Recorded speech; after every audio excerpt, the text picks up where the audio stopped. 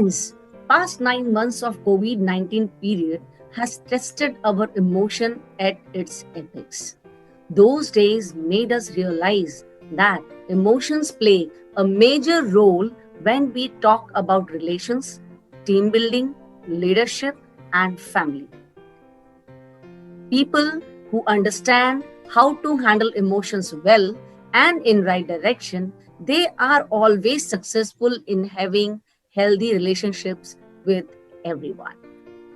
But wait, why I'm talking about emotions so much when I have an emotional ninja and a mind trainer with me right here on my show, who is also an author, speaker, and life skills consultant in emotional intelligence. Friends, help me welcome the emotional ninja, Vasant Agarwal. Welcome, Vasantji, into the spotlight. Thank you. Thank you. It's a privilege and a pleasure to join you. So, friends, let me give you a brief introduction of Vasant Agarwal. Vasant Agarwal has done MS in Systems Engineering, UCLA ISc diploma from Cambridge University, England. Vasant Agarwal currently he is working as the director, Indian School of Counselors Association, senior advisor, International Training Federation admin.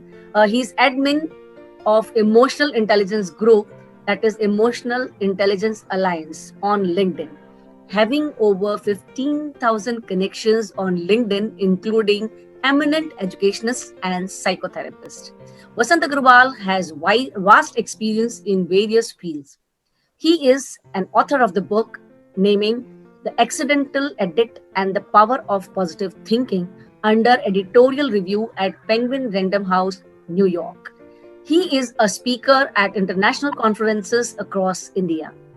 His key competencies include training and certification, emotional intelligence profiling and assessment, psychometric assessment, DMIT, and behavior management.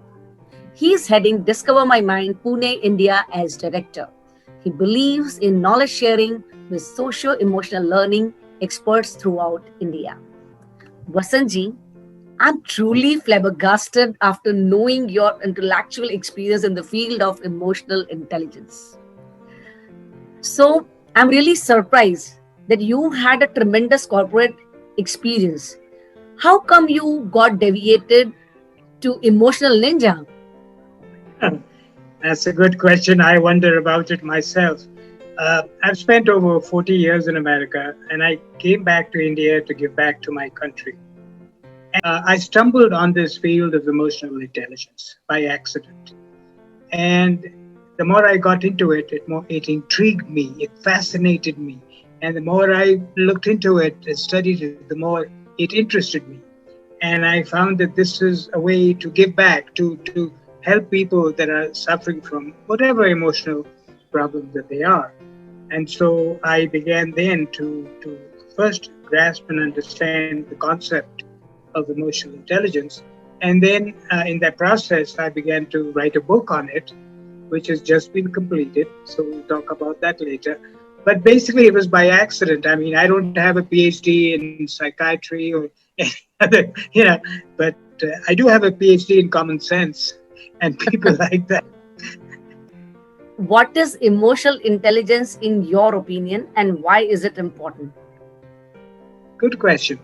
Uh, Really, emotional intelligence, if you can bring up the first slide, as you can see, emotional intelligence is about recognizing one's feelings, about regulating those feelings and thoughts and emotions, about motivating yourself to, to, to achieve your potential, and finally, to have empathy for the people around you so that you can you can understand, manage, and utilize your emotions to do good for you and for others.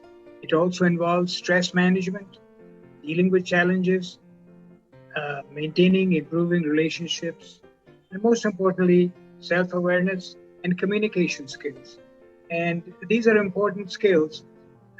The situation, well, what I can say is that all over the world, and particularly in India, we talk about IQ, or intelligence quotient, and very few people really understand the value proposition that EQ, emotional intelligence, uh, provides. Our IQ remains constant for the most part of our life. It is our EQ, our emotional quotient, that develops from our childhood all the way to adulthood and even till the age of 60, 70. So, as you can see, our focus should switch from IQ to EQ. If a student is not emotionally healthy, that child can never be academically successful or as an adult in their careers. So I just want everybody to know that this emotional intelligence has now become the new normal, and if I may say so, the new elephant in the room. Right. Nowadays, when we see people getting depressed or stressed or emotionally imbalanced, they go for a lot of medication. Right. How far is it worth to go for medication to level up our emotions? No, well, that is the main problem that we have. You see, when a person is unmanageable, a student or an adult, the first step is to go to a psychiatrist, and their only solution is drugs and pharmaceuticals and other medicines to alleviate either the depression or the stress or the anxiety. Changing the brain does not change the mind, and that if we can address the emotional issues at hand, then there is no need. People uh, that are on prescription drugs by psychiatrists, get hooked on it for the rest of their lives. That is not the way to do it. And plus, whatever the costs incurred are every week, you spend thousands of rupees going to the for this kind of counseling, and I believe there's another way. So that is what I am doing. I have decided to devote the rest of my life to education and awareness on emotional intelligence. It is something that most people, when I talk to them, they say, "What is this? What is emotional intelligence?" And it is so hard to make them understand why it is so important, what it means to them, for their children. For example, there's a blame game going on between the parent and the teacher and the student. The parent is blaming the teacher is blaming the student is blaming the parent. And this is going on in schools and colleges across the world. Now, the reason is, if a child is emotionally not healthy, how can they apply themselves to their schoolwork? So with this kind of, and plus the problem is that most student counselors in India are totally untrained, unaware of EQ. All they know is marks, grades, 98 percentile, beat the child up. That's not the way. And most people don't know that we have multiple intelligences: logic, memory, aptitude, And it is these 9 multiple intelligences that comprise our emotional intelligence. You see? So the way to do it is to analyze these multiple, find out which are your strengths, which are your weaknesses. And then there are ways and methods available to strengthen the weaknesses, so the child or the student or the adult can achieve their maximum potential. Now, going back to your earlier question, I want to define what is emotions. We talk about it generically. You have a feeling. It starts with a feeling. That feeling becomes a thought. That thought becomes an emotion. That emotion then causes an action, which then causes a reaction by whoever you are dealing with, whatever the situation is. Now, if I may take a minute, the biggest problem that we have is today, there's a discussion point, is depression. Depression. Everybody has some kind of post or predisposition to depression. It's anxiety, it's stress, it's all these things. all these syndromes that we hear about every day. Now, the problem is that we go into depression because of our emotions. We feel depressed. So the root cause and source of depression is starts with your feelings, your thoughts, your emotions. Then it leads to either positive or negative action on your part. So it's important to know the genesis of depression. How do you get depressed to begin with, right? The depression is being actually because of emotions are not being handled properly. They're not being taken care of properly. Because I myself was once a time have gone through such phase, and it's not because of medication, it's because of counseling I came out of it. So I truly agree with you that depression is actually nothing but, taking extra care of emotions. Now, I'll make one more comment on depression. And this is because of the prior book I wrote, The Accidental Addict and the Power of Positive Thinking. Either you, addiction is either the precursor or the aftermath of depression. Either you are an addict and you become depressed, or you're depressed and you become an addict. You see how addiction, if you look at the subject matter, is very, because I don't know, they say a third of the world's population is addicted. Now, addiction doesn't mean drugs, alcohol only.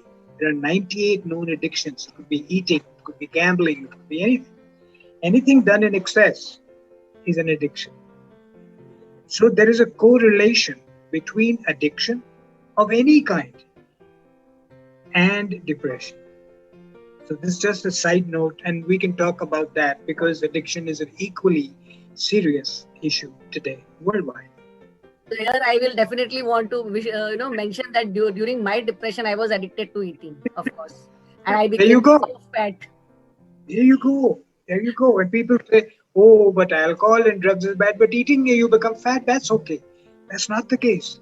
That's not the case. Addiction is addiction. It has a harmful effects. If you overeat, your stress, your tension, your blood sugar, your everything goes out of whack. Anyway, let's not. We'll talk about that later. Absolutely. So, Vasantji, what are the basic aspects of emotional intelligence? Um, well, the main thing is to recognize, accept, manage, and use your emotions. Recognize what the emotion is that you're going through. Accept it. Manage it. Don't let it get out of hand. And then use that emotion in a positive way. We have negative emotions and we have positive emotions. 8 out of 10 emotions are negative. 2 out of 10 are positive on a daily basis. People don't know that. Why is the newspaper filled with all negative news? Do you read any positive news? No. Why? Because that is what turns people on. Oh, so many people died. Oh, I must read this. Oh, there was this, there was that. All negative. Destruction, war, famine. Do they say about the good work done by somebody? Very rarely. So, emotional intelligence is truly about managing your emotions, understanding, knowing what is wrong, where did it come from, what was the origin of that emotion. Is there something else I can do instead of screaming at somebody? So, this book that I've just finished, and I sent you, I think, front and back of it, it's come out very beautifully because it addresses all the different aspects of our emotions. First, it describes all the emotions, fear, anger, everything. And then it deals with how to address those emotions. So anyway, I don't know if that helps. So, how can emotions be managed by a normal person or say layman? Well, it depends on the person. It depends on the emotion. It depends on the degree and extent of the emotion. You can be annoyed with somebody, or you can be really angry with somebody. You can worry about something, or you can be fearful about it. thinking is going to affect your life or something's going to happen to you. So it's the then emotions have to do with the environment you're in, with the people that you're interacting with. You can say to somebody, I'm going to kill you for that, or you could say, I'm going to kill you. Now, when you say I'm going to kill you, you're joking. You're using the same words, but it's how you express that. So somebody say, you're joking. Or say, are you serious? What did I do? There's no easy answer to your question. How do you manage that? It all depends on the origin, the nature, the extent, the people involved. What is at stake? Okay. If it's something trivial, then you can forget about it. If it's something serious, like there's a marriage problem or something else, where your rest of your future is depending upon it, then you handle it totally differently. But yes, there are methods and ways in which any counselor will tell you, or good counselor, or if you read books like what I've written. So it goes through and it says the do's and don'ts of each emotion, and so you say, oh, okay, I didn't know that. Okay, I'll try this. So unless you're educated as to the possible solutions, you're saying, how do I handle this? I go to a psychiatrist. No, you can't self-medicate. Just stop for 7 seconds, 6 seconds before you react, before you say something you regret, before you do something you wish you hadn't. You see, these are all spontaneous reactions. We just immediately, without thinking, what is going to be the impact? What I said or didn't say, what I did and didn't do, which I should have, or what did they say and not say? I was expecting them to congratulate me or to wish me well. They didn't do that. I didn't expect them to do what they did. Why did they do that? So there's a complete chapter on what was said and unsaid, what was done and undone, about positive emotions and negative emotions, and how they all play a part. It's a big jigsaw puzzle, and every piece has to go in place before. Are there any quick tips or simple tips from your side? Just now you said just think for 5 6 seconds before you speak something or you say something. So Vasant ji, how far communication is important in handling emotions? Okay, communication is the key to relationships. All that we're talking about, emotions, they have to do with relationships.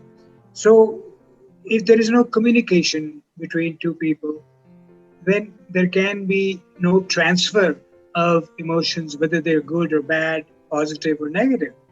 So first there has to be, we have to ensure that there is, there is a communication link between the two. Whatever the discussion or action or reaction, whatever it is, if there's no communication, if I want to tell you, hey, I love you, or I want to tell you, look, I can't stand talking to you, if the other person is not willing to listen, or you're not able to tell them whatever you want to tell them, then nothing is going to happen. So I begin this slide by showing that there are thoughts, there are feelings which become thoughts, which become emotions, and then you communicate that to whoever it is, your people, places, and events. Okay? Once they are communicated, then, as we discussed earlier, there is an action and a reaction.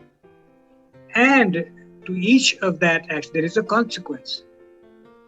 It's very important to note that at the end of it all, there is a consequence of whatever you said or didn't say, you did or you didn't do, or whatever they said or didn't say. So there's a consequence to it. And so this cycle repeats itself. So based on the consequence, then you go back, you have a new thought, it creates a new emotion, which then gets communicated again, which again has an action reaction. So that is why it's important that you keep a log. If you have a problem with somebody, and I have that log in the book, that you say, okay, I spoke to XYZ today. This is what they said. This is what I said. This is what they were going to do. Now, did they do it? No. Did they do something? Was that acceptable to me? Yes or no? So it's a hierarchical tree, and I would love to have shared that. In the future, I'll share that. It's very interesting. It's very interesting. If you follow the flow of each of these activities, then you'll see that it's not simply a matter of having an emotion. No, no, no, no. It has downstream impact. How's it? That's really, really, the great thing which I came to know in depth today. So, hats off to you, Vasanji. Then there is something called happiness quotient. What is it all about? Our main objective in life is to achieve happiness. Why do we live? Why do we do the things we do? The ultimate goal is happiness, without which we have nothing. If we're not happy, what do you have? You have money, you have wealth, you have fame, but are you happy? Now, when I started studying the subject matter, I started understanding what are the components of happiness.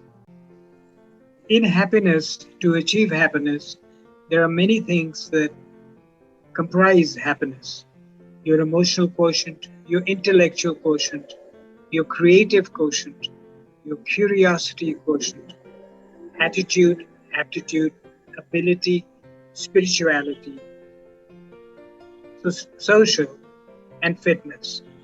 Now, in some areas, you may be like the horse, the racehorse. In some cases, you may be ahead. In some cases, you may be behind.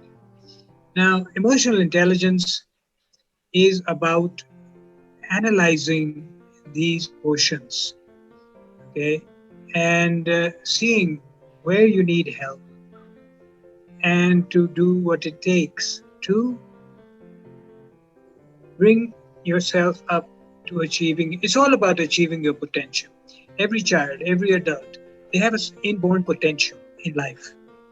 And one or more of these quotients is not to par.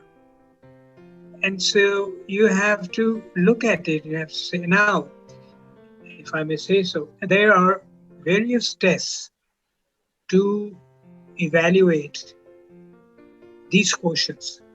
They're called personal profiling and assessment. Yes. There are many available in the market. I have one on my website. Now, basically, what it does, it's a very subtle algorithm. It's a very innocuous, innocent looking test. It takes 20 minutes to 30 minutes. But these questions are so well designed that from that you get a 20-page report on your emotional status. It's your emotional Janam Patri, I call it. That is what it is. Just like when you're born, you have all your rashis, and the Pandit says this rashi needs some puja, and this rashi needs a little ring of this stone, and then this black area will go away. Similarly, this is your emotional Janam Patri. And the thing that is not happening in India, I'm so sorry, I love my country, is that people are not wishing to take this simple test. Now, there's two reasons for taking this test. A, it analyzes all your multiple intelligences. It analyzes all your quotients and gives you a very detailed report, scientific report by outstanding psychiatrists and psychologists in the world who have developed these tests. Okay, so when you go to a counselor, when you go to any psychologist or something, you have the emotional Janam Patri of yourself, your child, your friend. And so they cannot just say, oh, trust me, I know what I'm doing. You say, hey, I know what other areas that need work on. How counsel be on that? And once they know that you know, then the whole ball game becomes different. Right now, you're going to them as a neophyte. हम क्या करें? हमको कुछ नहीं पता. I don't know anything. Now you go to them and say, hey, look at this. It's graphing every single aspect of my emotions, of my emotional health, of my mental health. Now tell me how we can solve this. Oh, my child, oh, the student, whoever it is. So this is not happening in India. and it's very sad. Why? Because the parent has no idea of emotional intelligence. They've never been taught it, and they don't know. So they say, "Oh well, I don't know." And that is my goal in life: is to go to every school, every college, every university, and have the principal or the administrator understand the value. There is so much good to come out of it. The grades will go up, the nonsense in class will stop, the self esteem of the child will improve, the school will be recognized for being progressive. Okay? And there's so many. So if the school adopts this, puts it on their website, for example, and says, hey, there's a test, it's very nominally priced. Take the test. Then when the student starts doing well, the parent will say to the other parent, "Oh, did you get the test done?" No, it's like a blood test. It's like anything else. It's like unless you do it, how do you know whether you have diabetes or you don't have diabetes, or you have stress or tension or blood pressure is high or low? You have to know the symptoms. And so I strongly advise the education and interestingly enough, Abaji, psychotherapists, their training, their degrees, 15 degrees behind their names, emotional health, emotional intelligence is not in the curriculum. They are coming and saying, hey, I want to learn more, to counsel better. So that's the funny part of it. All of a sudden, an area where I didn't think, I thought they knew everything about all this, they don't, because they've not been trained specifically in that area. They know about, they're a good counselor, they know that. But so even they are planning to get certified in emotional intelligence, which I suggest every student counselor, every teacher should do. But it'll take a long time before the value proposition is understood. And it's only through people like you that people say, oh, really? Okay, let me try. So actually, Vasanji, some of the big schools in Surat, I have seen that they have actually started working on this, and they are taking these kind of tests of children. But of course, they are not taking tests of each and every student. Wherever they see a problem child, they are taking test of such children only. That So is that is also that's also okay, but that's just Surat. Look at all of India.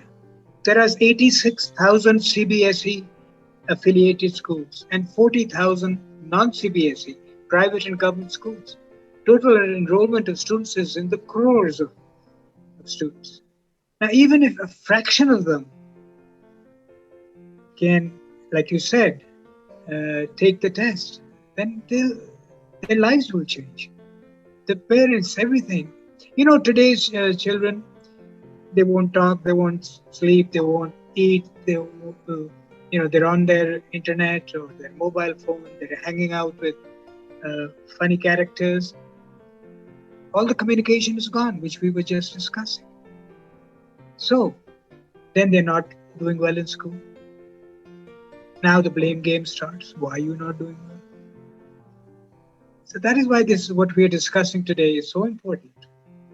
And I pray and I hope that everybody understands that. I absolutely agree with you, Vasanji. After so much of discussion on this emotional intelligence, this is just a beginning. And Right. I promise you that we will be definitely doing some more sessions on this, because this is the topic which is actually required to, to go to people. There's a need of awareness to be created, and it should reach to each and every person. At least we can try to reach some Thank you. through Thank you. this Yeah. program. It is the need of the hour. It is the need Of of the course. hour. Emotional intelligence quotient assessment. See, we don't do that. Most of them. Some do. And I said, EQ assessment is given 30% marks. Your qualifications is given 30%. Your experience is given 30%. And body language, personality, sorry, is given 10%. So that is the breakup. I am shocked. This is standard operating procedure in most parts of the world. EQ assessment. HR is the next big. You see, there's the education space, there's the therapy space, and the third big application area of what we're discussing is human resource. And we'll talk Wow. about that someday. Yes, of course. And here I want to take a promise from you that you will definitely be Yes. coming on by this platform one more time to share that how we can learn, or one can learn the art of handling emotions. It'll be my pleasure anytime. And it's been so nice that you have taken the interest and to speak with me and to share my thoughts with the audience. And I'd love to anytime.